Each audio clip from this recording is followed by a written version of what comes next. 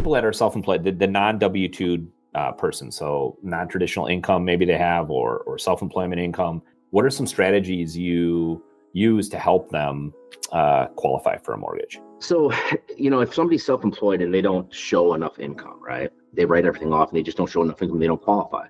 So there's a couple different options, right? So if they had a cosigner, business partner, mom, dad, whatever, decides to co-sign for them because they actually, they show more money, they make money, as long as that person, usually it's a mom or a dad or a relative, if their income can cover the debt load of what they have plus the kid or the individual buying the house, that's one way of doing it. Now, for self-employed borrowers, for example, that have a big chunk of money sitting in a retirement account, somebody like that is going to have a lot of money for a down payment. So when you have a big chunk of money sitting in a retirement account, your operating account, checking, savings for the business, you're sitting on significant amounts of money, right?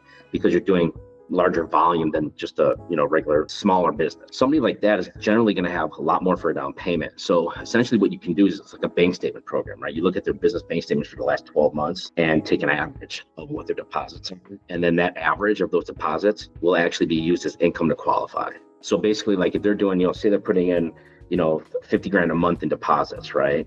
So 50 times, 10 is 500. So that's 12 is that's 600 grand a year, right?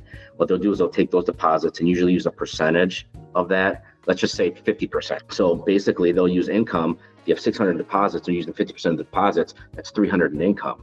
300 divided by 12, you're talking, 25 grand a month, right? Roughly. And that 25K, that's what they'll use for income to qualify. That's a really good option for a self-employed borrower who has really good credit. They have a big down payment and they have a lot of assets and reserves. That's really the best way of going about it from that standpoint for somebody that's self-employed.